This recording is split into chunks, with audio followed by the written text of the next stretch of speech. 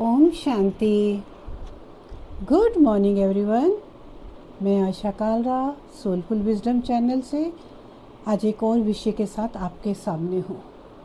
और मेरा आज का विषय है ईश्वर सबकी सुनता है। ईश्वर के लिए तो सभी बच्चे एक जैसे हैं। ईश्वर सभी की सुनता है। तो चलिए बात करते हैं। शहर के बीचों बीच एक सोसाइटी की बिल्डिंग थी। उसमें सबसे ऊपर वाले फ्लोर पर अविनाश रहता था। वो रोज़ खाना खाने के बाद रात को 9 से 10 बजे तक ऊपर छत पर घूमता था। और उस बिल्डिंग के पास ही कुछ झुग्गियाँ बनी हुई थी। पिछले 1-1.5 महीने से वे रोज़ उस बच्चे को देख रहा था जो रोज़ एक गुब्बारे को छोड़ देता था।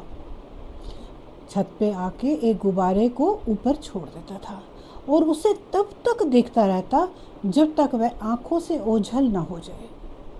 ये सिलसिला लगातार चल रहा था। एक दिन अविनाश दोस्त से बात करने में थोड़ा लेट हो गया। जब ऊपर घूमने गया तो उसे वो बच्चा नहीं दिखा। अविनाश ने ऊपर देखा कि कहीं गुब्बारा उड़ता हुआ दिख जाए, तो उसे वो गुब्बारा पानी की टंकी में अटका हुआ दिखा। अविनाश समझ गया कि वह उस बच्चे का ही है और उसने सोचा कि उस गुब्बारे को निकाल कर उड़ा दूं, क्योंकि वही बच्चा करता था। और वह टंकी पर चढ़ा। उसने देखा गुब्बारे पर कुछ लिखा हुआ था। अविनाश उसे पढ़कर बेचैन हो गया। उस पर लिखा था कि हे ऊपर वाले, मेरी माँ की तबीयत बहुत ख़राब है और इसके इलाज के लिए किसी को भेज दे। मेरे पास इतने सारे पैसे नहीं हैं। यह पढ़कर अविनाश को रात भर नींद नहीं आई। वह सवेरे उठकर उस लड़के से मिलने चला गया। उसने जाकर देखा तो सच में उसकी माँ की तबीयत खराब थी। अविनाश ने उस लड़के से पूछा कि तुम रोज़ गुब्बारे लिखकर क्या भेजते हो और ये तुमने किसने बताया ऐसा करने के लिए कि ईश्वर तुम्हारी मदद करेगा? उस लड़के ने कहा, ये सब मुझे एक भिखारी दादा ने बताया। एक दिन रात को मैं आ रहा था तो उन्होंने कहा कि मेरी तबीयत खराब है और मैं भीख मांगने नहीं जा सकता और मैं 2 दिन से भूखा हूँ। क्या तुम मुझे खाना खिलाओगे? तो मैंने उन्हें खाना लाकर दे दिया। तो उन्होंने कहा कि बेटा, तेरी मदद ऊपर वाला करेगा। मैंने पूछा कि सच में मेरी मदद करेगा क्या? तो दादा ने कहा, जैसे मेरे लिए उसने तुझे भेजा है ना, वैसे ही वो तेरे लिए भी किसी ना किसी को भेज देगा। अविनाश ने पूछा, तो गुब्बारे का किसने बोला और तुम रात को ही क्यों गुब्बारा छोड़ते हो, दिन में क्यों नहीं छोड़ते? वो लड़का बोला, दादा ने कहा था ना कि ऊपर वाला मदद करेगा, तो मैं रोज़ सोचता था कि उस तक बात कैसे पहुंचाऊं।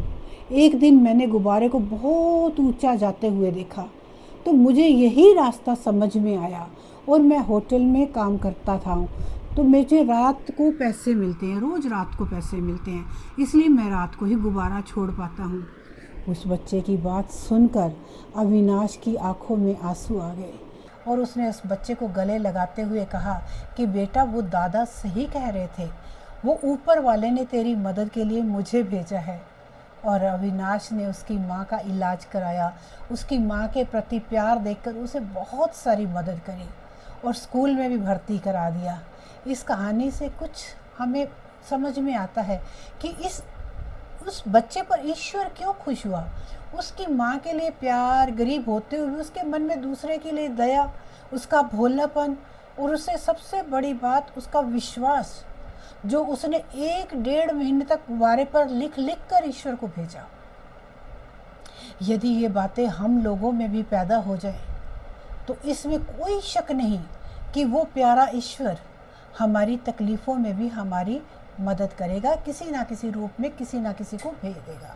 विश्वास करो, वो ईश्वर हमें हर पल देख रहा है और हमें अच्छे से अच्छा जीवन देना चाहता है। इसलिए हमें प्रभु पर भरोसा रखना चाहिए।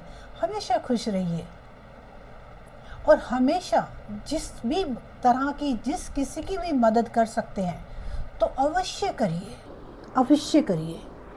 शुक्रिया एवरीवन। ओम शांति।